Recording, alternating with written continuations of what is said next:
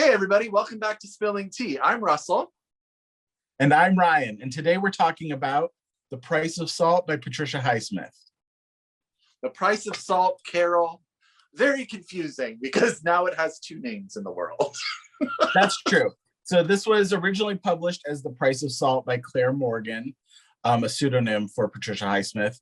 It was then republished as Carol. And a movie was made of the book called Carol. So I think in the UK, it's more commonly known as Carol, who's the main character of the book. Yes.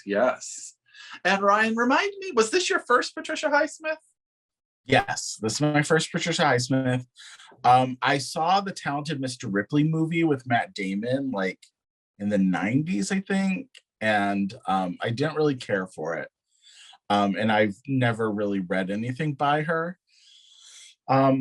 So I was excited to read her for the first time. And she was an interesting lady.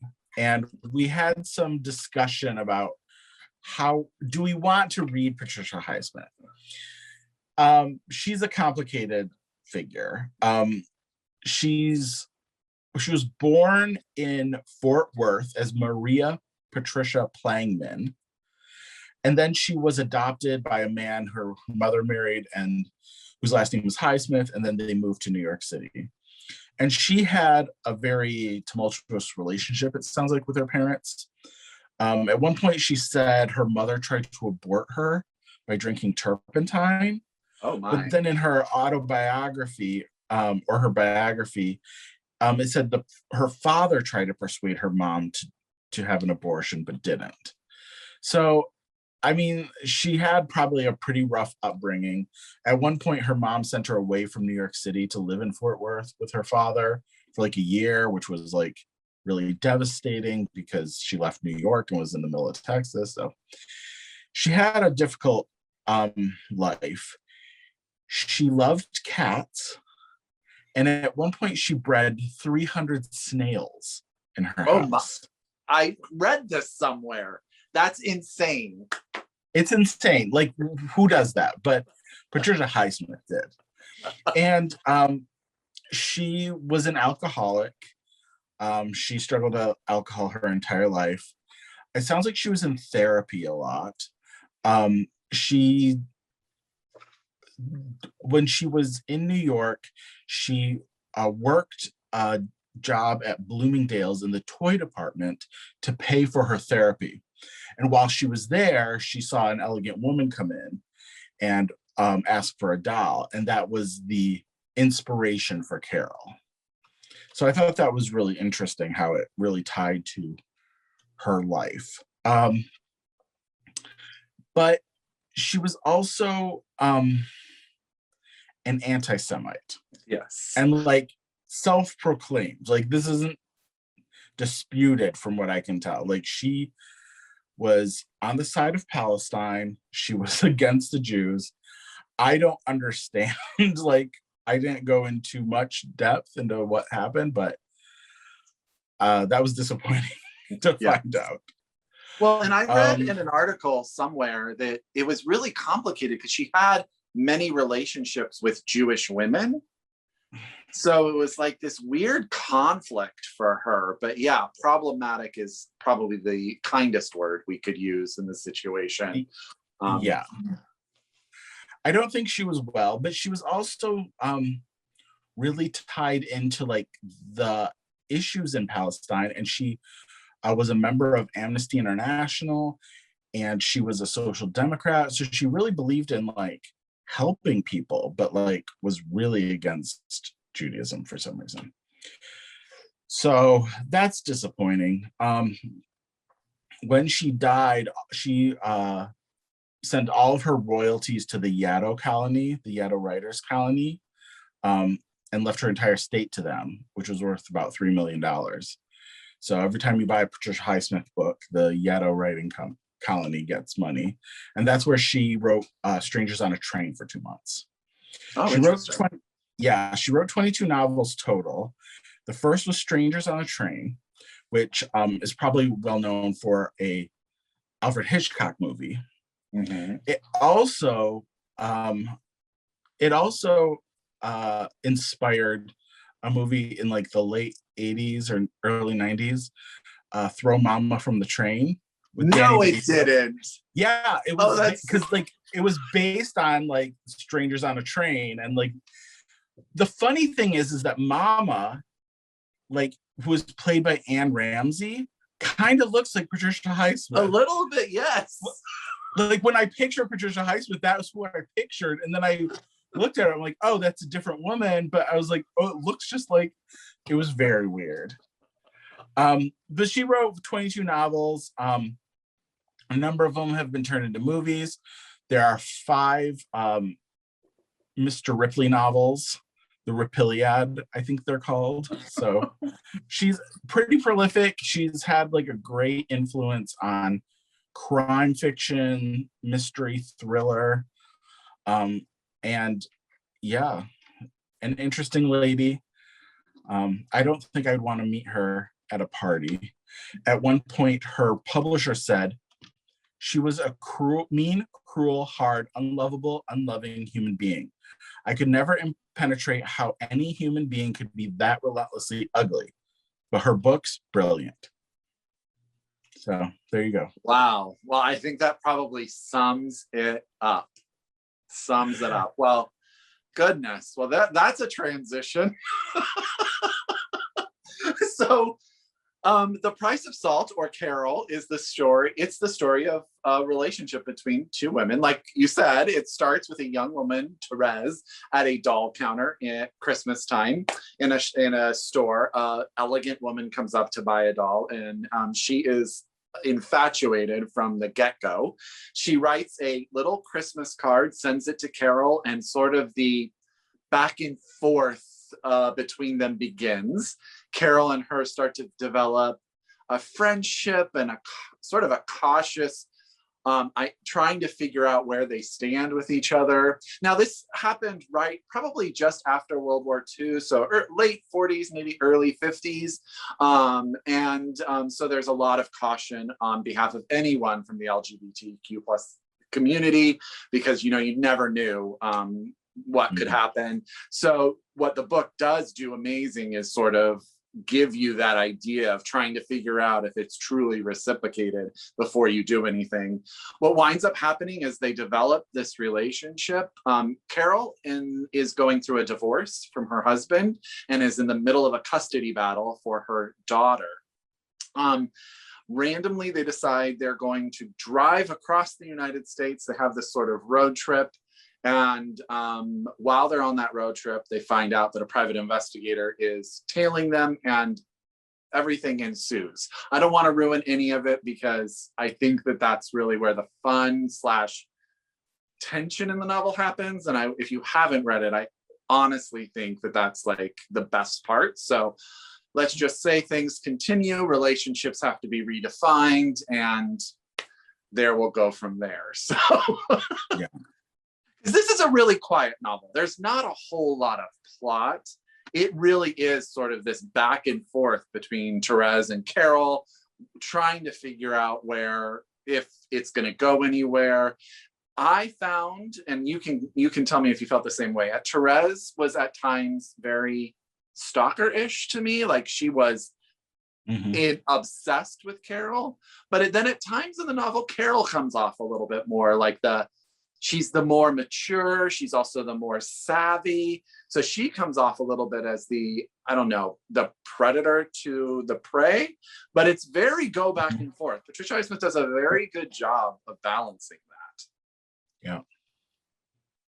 Yeah, she did a great job. Like, there was a lot of tension just in the way they interacted and the flipping back and forth between like, who's the aggressor, who's the instigator, like, what do you want? Like, it's not clear if they'll get together. It's not clear they like each other or why.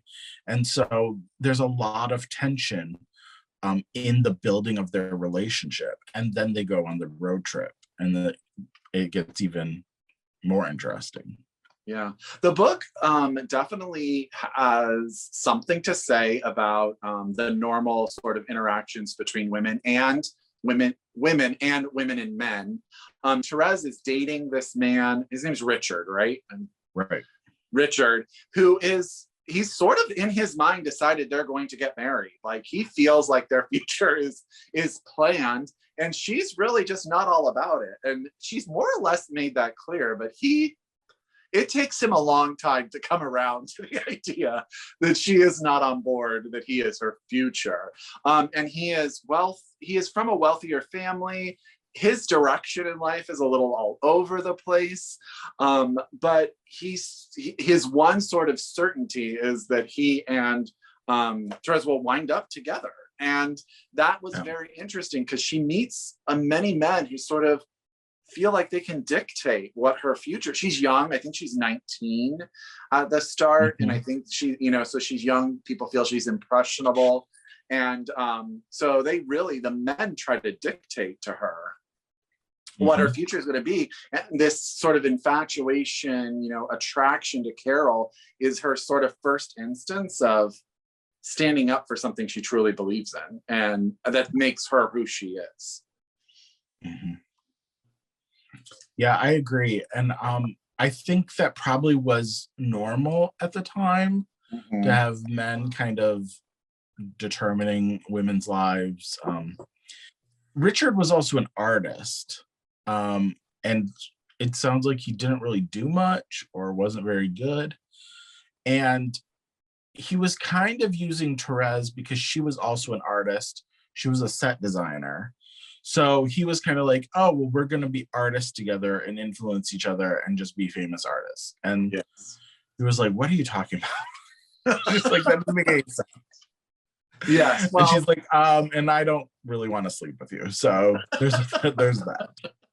Well, and Richard comes from a family that had like a business, and the expectation he would take over part of the business in a city, and he didn't really want to do that. He was sort of, I kind of got maybe a mediocre artist. And interestingly enough, that Therese's dream was to build sets for plays.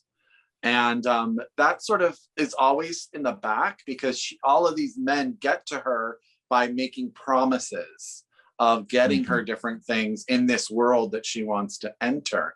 So it's again, sort of this manipulation of her and what she wants. They'll give it to her if she will do what they ask or what they say or follow. And then we have the best friend of Carol. Yes. I forget her name, but they had a relationship briefly. Yes, a brief. Well, it started with an A, right? I'm totally blanking as well. But what I remember most about this is that this woman and Carol had a level of sophistication and like worldly knowledge that Therese was just really not attuned to. She hadn't had the experience or anything like that. So there were times where I felt it was almost a little bit dark, the way that Carol and her friend sort of manipulated, in a way, Therese as well. And I thought that was really interesting because they were all sort of dealing with the same secret. They all had desires for women, but they all came at it very differently. Yeah, that's true. And they were in different positions. Like Therese was younger and not married yet, where Carol was married and getting a divorce. And I think her best friend was married. I think so too, yes. So they were in different kind of positions and had different like things they had to do to maintain their lives. Yeah. I mean, it's interesting because back then, like, women were still really dependent on men, even though like during World War II, women started entering the workforce, and like Therese was working. She was working at the department store. She was working on building sets for plays. But they were really dependent on men in a lot of ways for like all of their, social needs, like their status. Like the money was really controlled by the husband. And I think that really came through in this book, like the inequality between men and women during this time, and how that made it even more treacherous to be a lesbian. Not only was it illegal, viewed as immoral at the time, but like without your husband, you had no power and no agency. So that was really kind of hard to read. Yeah. Well, and what the book does so well is, yes, we're sort of in this story of these two women trying to figure out what their relationship's going to be, but it also is very much a social commentary on being a woman, being a lesbian woman in the time period. And as you were saying, it was just like Carol didn't have a ton of power because none of the money really was hers. She would be taken care of through the divorce unless something comes up, right, that destroys that. Right. So she had to walk this very fine line, and she wanted, custody of her daughter as well.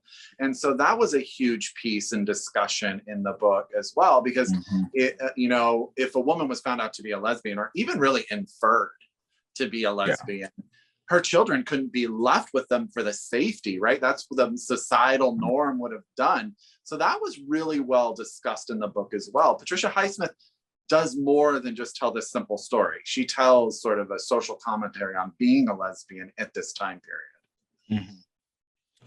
Yeah, and I think this is discussed kind of as a romance, and I didn't find it particularly romantic. I mean, there were some really difficult parts. There were some parts that were, I wouldn't call it romantic, because they were like, it was kind of like aggressive. It was like, who's pursuing who? Is everybody into it? They're very much secret, in a secret relationship. So it was interesting that some people view it as a romance. Well, and I mean, Patricia Highsmith is known, right, as a mystery thriller writer. And so there is that tone to this book. When they're on the road trip being pursued by the PI, it has very much a thriller sort of feel to it. And there is sort of this, because Therese is our main viewpoint, at times we don't know what's going on in Carol's world. So there's this mystery regarding about what's going on about her divorce, her relationships.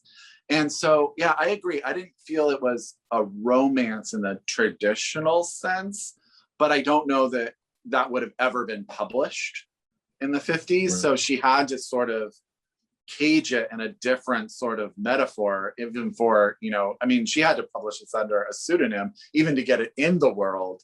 If it had been more traditional, I don't know that it would have even been published at all. That's true. And this is one of the more groundbreaking books, just because it ended with a happy-ish ending. Yeah. And so in typical books with like LGBTQ plus characters, there's some kind of like retribution at the end. The character is punished for their sexuality. Often they die. And that doesn't happen. I wouldn't say it's a happy ending. It's a mixed ending, but like neither of them are murdered. So yeah, which is a plus, yeah, I mean, so you can go into that with that expectation.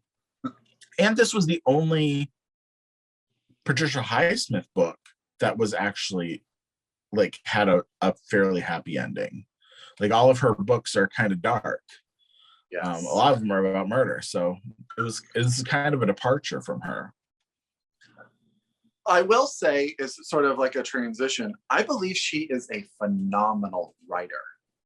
Like for her second book, there are beautiful sections to this novel, and the description, the characters are fully formed. Like I could see both Carol and Therese in my head, no problem.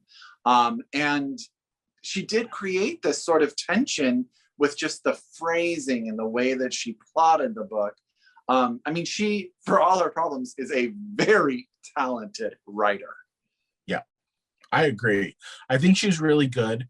And she used, like, there's a lot of layers to this book. She used a lot of metaphors and analogies and other devices to really kind of like drive home some of these themes. At one point, Therese and Richard are flying a kite together, which was so tense in a very unassuming way and had such meaning for their relationship in that kite flying experience. I thought it was brilliant. Yes. And then in our Zoom book club, when we discussed this, like somebody pointed out that like at one point they're in Waterloo, Iowa, and something happens in Waterloo, and that was maybe a reference to Waterloo, where Napoleon was defeated in the Napoleonic Wars. And then they stopped in a city named Defiance in Ohio, and their relationship is defying societal norms. So there were those kind of things that I thought brought a real richness to the book that I didn't really expect. And you don't often get that from thriller, mystery, crime writers. Yeah, definitely. There's literary heft to this book. Like, you could see people dissecting sections of this and the meanings, the metaphors, the imagery, which, as a person that just loves, and I think we're both the same way, we love people who can do magic with words.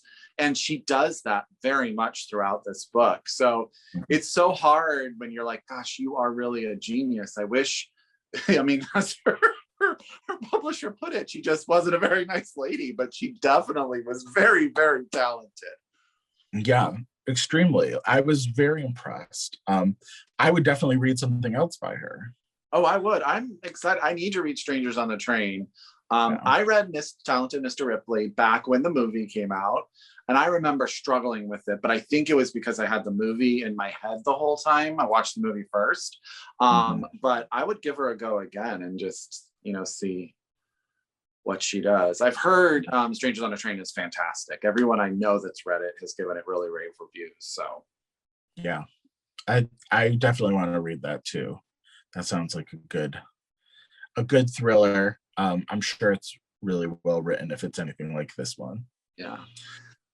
So yeah, I'm so glad we read this. Yes. And it fits nicely into the theme of, the women that we've been reading for this year and through our book club, because it's another instance of women trying to find their place and be strong in a world that a lot of time is fighting against them. So thematically, you can sort of see the connection between all of the books that we've read. And yeah, I really loved it. I'm really glad we read it. And I'm glad to have said that I absolutely adored it. Yeah, me too. How many teacups would you rate it? Let me get my Spilling Tea book club. I actually would give The Price of Salt or Carol 5 teacups. Whoa. Yeah, I loved it. I flew through it. I just thought it was brilliant. So it gets 5 teacups from me. I give it 5 teacups as well. I thought it was excellent and I highly recommend it. It's a great kind of classic, but it's very accessible. It's very readable. It's not super long. I think a lot of people should read this book. And it is a fantastic book club book, because there are so many different angles to come. When we discussed it with our Zoom club, it was just clear that all of us from our different life perspectives viewed all the different pieces, differently, which led to some really amazing conversation. Yeah, it really did. It was really great to hear all the different perspectives and the different views on their relationship, because everybody kind of interpreted it differently based on their own experiences. So I really liked that discussion. So if you have not picked up The Price of Salt by Patricia Highsmith or Carol, depending on where you live, read this for your book club. Yeah, and it's a great Pride Month read too, because it is really a cornerstone of the gay and lesbian literary tradition. Yeah, that's true. Yeah. So Ryan, what are we reading next? Our next book comes from a press named Dean Street. And this is a American UK venture where they take books, mostly by women, I think, or maybe exclusively by women, that are unpublished and put them into print. And they have a fantastic selection of books. They have such interesting books from a range of people. A lot of it's in the 20th century, and they're just books that you just don't see anymore, but sound really great. And so we picked one of those, and our like summer July read is going to be A House in the Country by Ruth Adam. This is a book that takes place after World War II, and a group of friends, or during World War II, and a group of friends rent a big house in the country. It's like 33 rooms, and they move out there. And it says, the realities of managing this behemoth soon dawn, including a knife-wielding maid, unruly pigs, and a paying guest who tells harrowing stories of her time in the French Resistance. Not to mention the friends' conscientious efforts to offer staff a fair 40-hour work week and paid overtime. And then there's the ghost of an overworked scullery maid. Like, how can you not read this? Like, that just sounds so great. So I'm very excited to read this book. And definitely, if you are going to be joining the book club, Dean Street Press they are a small press that can always use the support. I will say that their e-reader versions tend to be very cost effective if you are more of a digital reader. Most of these books, as Ryan said, are reissues of people who haven't been in print for a really long time. So they're not audio friendly, but that's fine. But they all have these fantastic covers. I love the covers. They all have the same theme of like the little house or whatever. Yeah. Love it. Love it. Yeah. So I'm really excited. It also seems like it hopefully will be a little more lighthearted as we get into the summer, so we can just sort of enjoy it. Because we've definitely read some more, some books that have had more emotional weight. So I'm hoping this one will give us a little more cheer. I don't know that it will, but I'm hoping. I don't know. There's a scullery maid. I mean, it could just be just weird, and I'm in for that. I am too. Well, as always, Ryan and I thank you very, very much for joining us. If you would like to join our Zoom book clubs, we usually meet on the first Saturday of every month, but in July, we will be meeting on July 10th. Because of an American holiday here in the United States. So we will be meeting on July 10th to discuss A House in the Country. You can email either Ryan or I. All of our information is down and below, and we will send you a link with the Zoom call.